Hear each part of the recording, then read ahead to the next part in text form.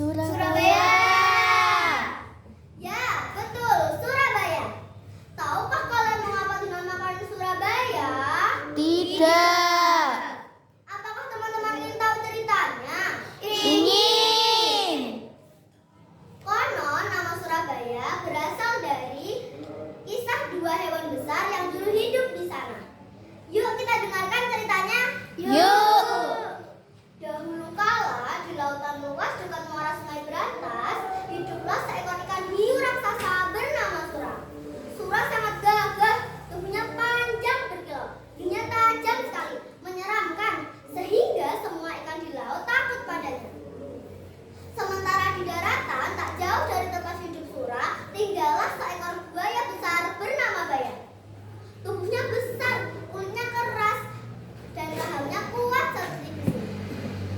Semua hewan di darat segan padanya. Teman-teman semua, Sura dan Baya sama-sama merasa dirinya yang paling hebat dan kuat. Keduanya sama-sama sombong dan tak mau mengalah satu sama lain.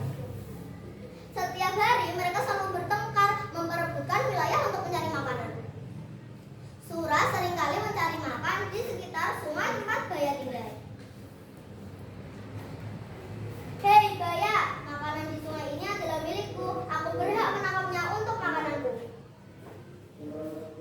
Tidak bisa, sungai ini adalah wilayah darat. Berarti makannya adalah milikku. Kau jangan serakah Sura. Kau binatang laut, carilah makananmu di laut. Aliran sungai ini menuju ke laut. Artinya aku juga boleh mencari makan di sini.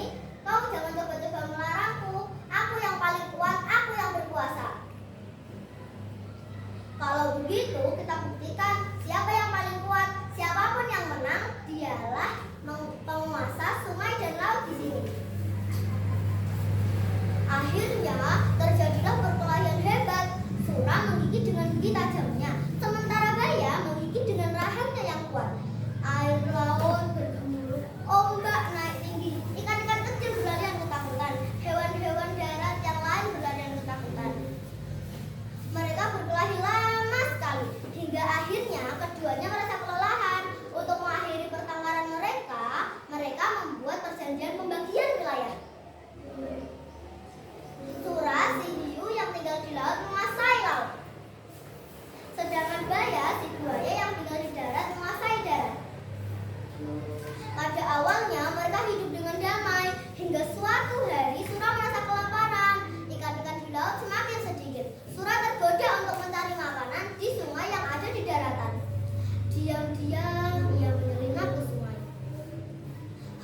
Pasti banyak ikan enak di sungai ini. Baya tidak akan tahu.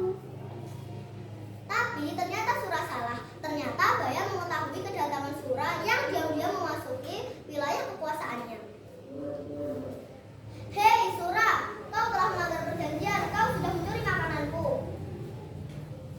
Aku hanya lapar Baya. Jangan egois. Ikan di sungai ini bisa kita nikmati bersama-sama. Tidak bisa.